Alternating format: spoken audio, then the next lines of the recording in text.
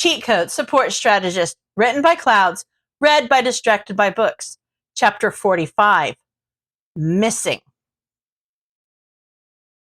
What do you mean she disappeared? Shota was about to tear his hair out. Shinso, she doesn't have an invisibility quirk or anything. She can't just disappear.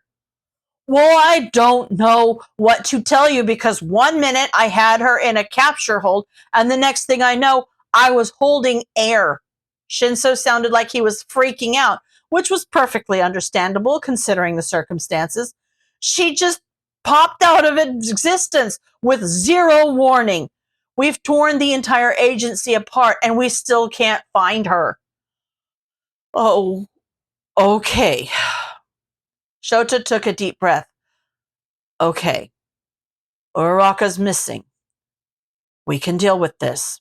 Gunhead's already on the phone with Nedzu, correct? Yeah.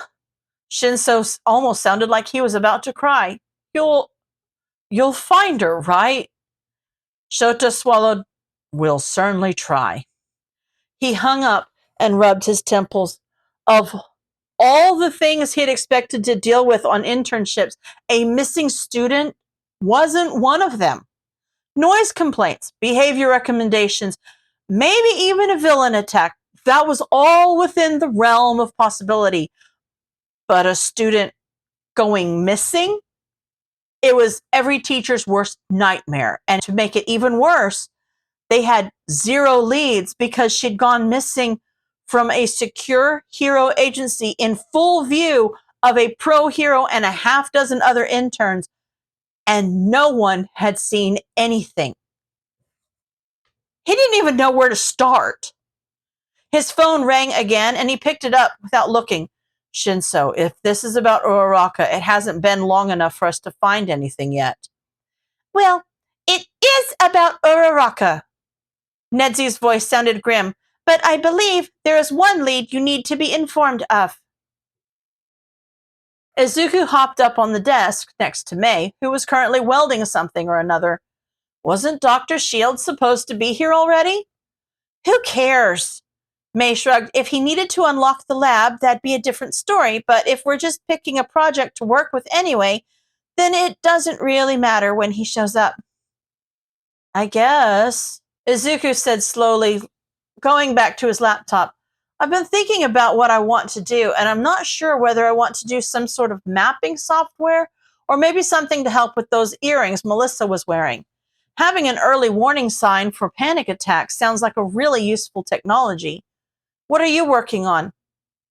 Right now? Mei tightened one last screw and pushed her newest baby to the side.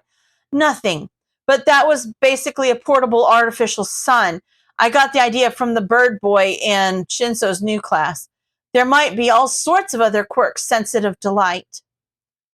Cool. Izuku grinned and got out his notebook. That would be really useful for a lot of heroes. Do you think there's an advantage to having it spherical, or would it work better as a flashlight? What about he was cut off by his phone ringing? He looked at Mei to see if she knew who was calling, but she just shrugged and started taking her new invention apart. So Izuku just picked up, hello? Izuku?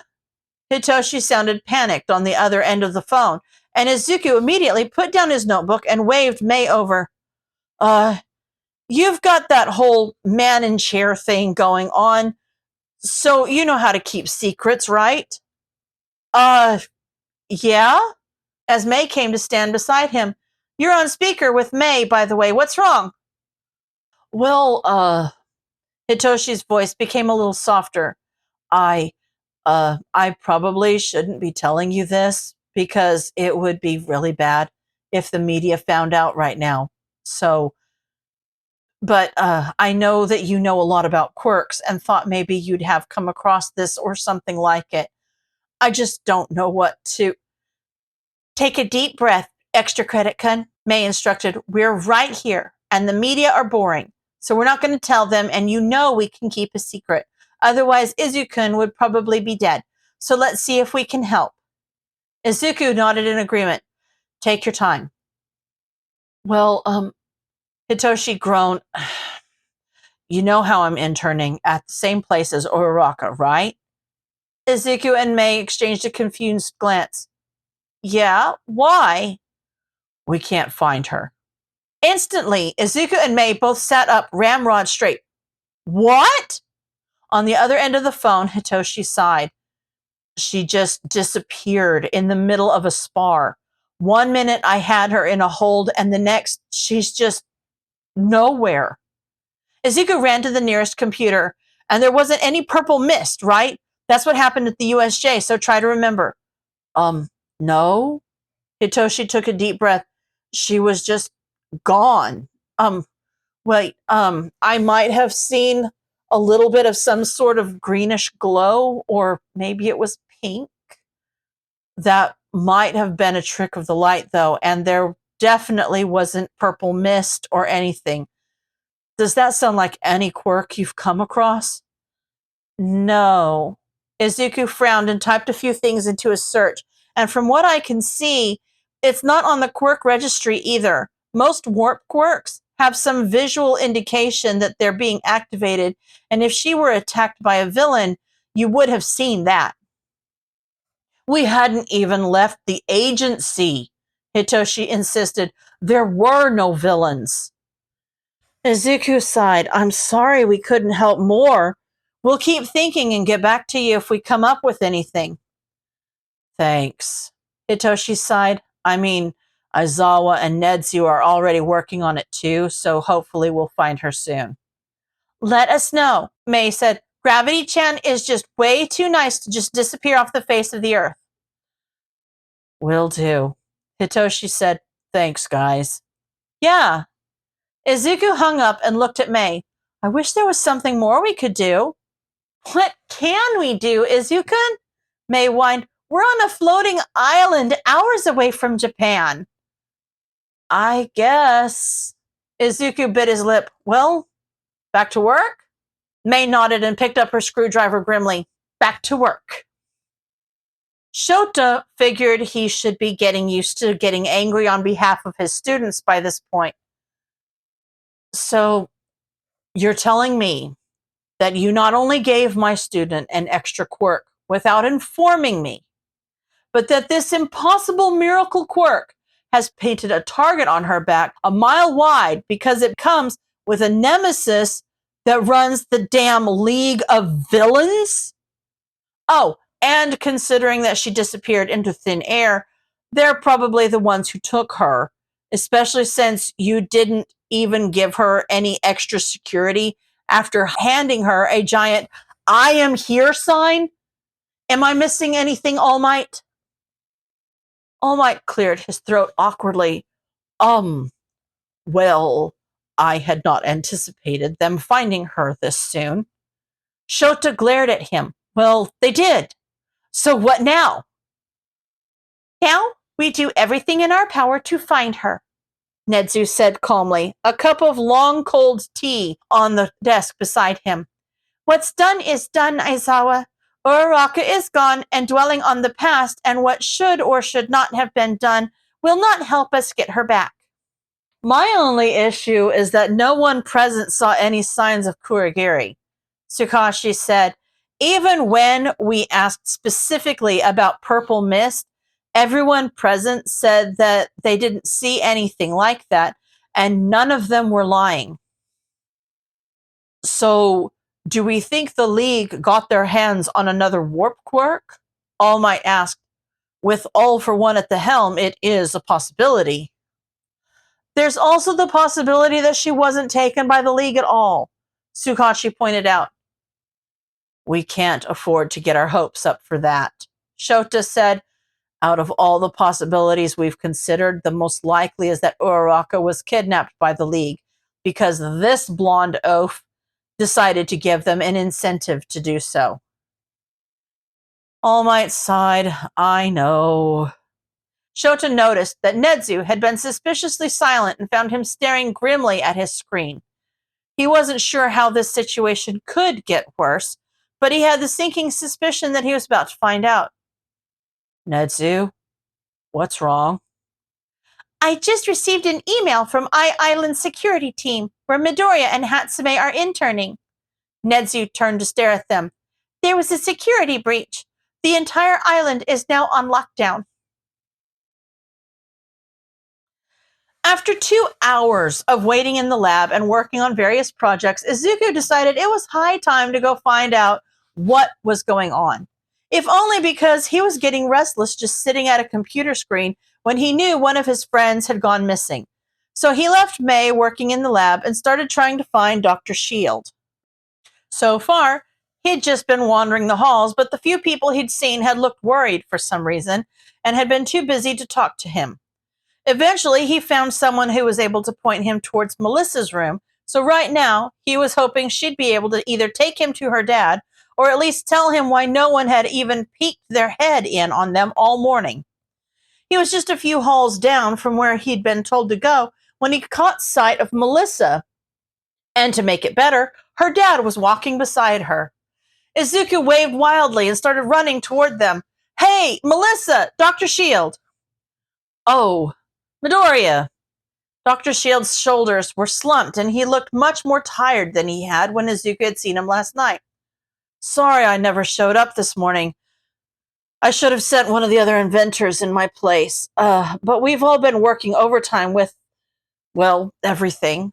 The current situation has thrown all of us for a loop. What is the current situation? Izuku asked. Because if there is one, no one's told us anything about it. The island is currently on lockdown, Melissa explained. I was just on my way to let you know. We had an intruder come into Dad's lab a few hours ago, and until we're sure how she got in, no one's allowed on or off the island, and communication is limited as well. It's kind of a mess right now. But if it helps keep everyone here safe, then it's worth it, right? Izuku nodded. Right. Did they get through by hacking, or was it some kind of quirk? I know you probably have a lot better analysts and programmers than everyone here, but if there's anything I can do to help. Dr. Shield shared a look with Melissa before he turned to Izuku. Honestly, we have no idea. It could be a quirk, or it could be some tech we've never seen before. She just popped into existence right in front of me. No warning, no indication that anything or anyone would be arriving. Honestly, our scientists would be absolutely ecstatic about having a mystery to solve if it weren't such a threat to the safety of the island. Izuku nodded. Yeah, I can see why that... Wait, did you say just popped into existence? Melissa nodded. Dad was the only one there, but when we played it back on the cameras, 1 minute the room was empty, the next she was stumbling onto the table and puking her guts out into the nearest trash can before she passed out. We've given her medical attention, but so far nobody knows who she is or how she got into his lab. Dr. Shield groaned. Our only lead is that she was wearing what looked to be a hero uniform at the time. We're waiting to hear back from the company that produced it, but it doesn't match any licensed heroes. Because she doesn't have a hero license yet. Izuku muttered.